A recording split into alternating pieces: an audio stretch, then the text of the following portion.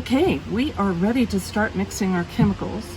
And the first thing make sure you do is put on gloves and put on a mask. And you can use your COVID mask because these particles are very large, so they're not going to get into your lungs. And that's the main thing. They're not actually dangerous. They're bad for your lungs other than the iron. You do not ever want to deal with iron without your gloves on because it can absorb into your skin, and if it absorbs into your skin, you can get iron poisoning. Don't want to do that. So, might be a bit muffled, but here we go. The first thing we're going to do is we're going to mix our aluminum acetate, and that is what mordants everything to our fabrics and to our papers to make them really, really stick. So our aluminum acetate, and it's also called alum, and we're going to put 2 teaspoons into a gallon of water into our bucket here. And if you've noticed, I keep a towel underneath me at all times, and that towel is both to absorb any of the floating particles right now, and later on, because we're dealing with so much moisture in this process, we're going to need it to not get all of the chemical water all over us. So that's ready to go. We're going to go ahead and we want whatever we're going to be working with today, we want to make sure that this stays for 20 minutes. So we're going to go ahead and start soaking paper. We're going to soak fabric. And I have got silk, and it is cut at 14 inches. That's going to be enough for me to use it in my books and as covers and as internal pages within my books. So I'm going to do 2 pieces of silk. I'm going to make sure I am not going to dip my vintage photos, because those were run off on photocopy paper with just not a laser printer but an inkjet printer, and so those will run if I do those now. But I'm going to use a couple of different kinds of papers.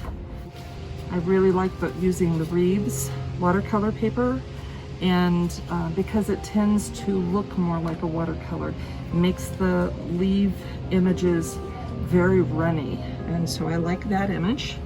My favorite is the arches, and the arches is just the most pristine image that I can get. It's pretty expensive, but to me it's well worth it.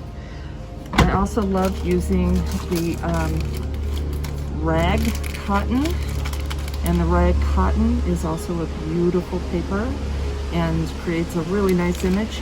And this has a bit of a texture to it, and I really like that texture. You can get them in larger sheets. When I use this size sheets, I individually end up sewing them to my paper, my other papers. You'll see that later on, just to create some more texture. With these, when I'm mordanting them, I want to make sure that I am making contact with the water with each piece. I do not want to throw them all in at once because they tend to stick together, and then I realize that I'll have pieces of the images that have not printed because they haven't gotten the mordant on them. So if you can tell, I've got a variety of different papers in there that hopefully are going to give me some good images. Okay, the next thing we're going to do is talk about a carrier cloth. We're going to talk about different kinds of mordants. There's, I use the aluminum acetate for my alum. There's also aluminum potassium sulfate. If you see the side of it, it says danger, and I got it because it's supposed to be better for cottons, and I wasn't having great success with my cotton fabrics. And what I discovered about it is that the smell is so potent, I can't breathe with it. And so I do not ever use this. It's just way too toxic. I can even smell it when my bundles are boiling. So I do not use that at all. I use calcium carbonate occasionally. I don't get real great success, so it's just not worth it to me. I mainly use the alum, and the second one that I use a lot is titanium dioxide, and the titanium dioxide brings out more of the blues in my fabrics, and it's a lovely mordant. And then my other one that brings out blues are copper sulfate. Now you can make your ferrous sulfate, you can make your copper sulfate, but chemically they're totally different than buying them as a chemical. And I just purchased these you can purchase these at the Woolery, any place else that sells mordants for eco-dyeing, but I just get them off of Amazon. They're a lot easier to get that way. So I'm not going to be mixing any of my copper. I usually have to double my copper to get something really good. But the thing that really always works that you need in everything is your iron water. And your iron water, I use the ferrous sulfate that is very different than taking nails and putting them into a solution of 50% water, 50% vinegar to dissolve the nails. I get a much better product with this particular sulfate. So I take a gallon of water, and again, I use glass. If I use plastic to store this in, which in my book I said you could use plastic, but the plastic I have discovered totally eats and absorbs the chemicals, and therefore I lose my chemicals when I don't use this, where this will stay all winter long.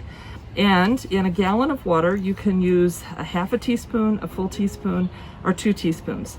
2 teaspoons makes my plant life my images way too dark for me. So I usually use just a teaspoon. Remember, every time you're using it, it still looks like this, but your fabric is absorbing this ferrous sulfate. So I'm going to recharge this.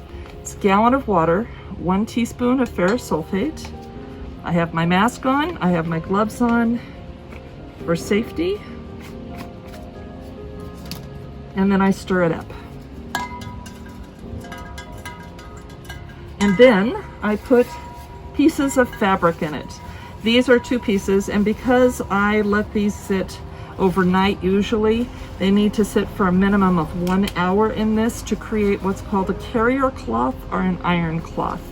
And we'll be talking more about what exactly that does, specifically for dyeing your other fabrics with. And so I'm going to let that sit and like I said, it's already been soaking for overnight, so it's ready to go really.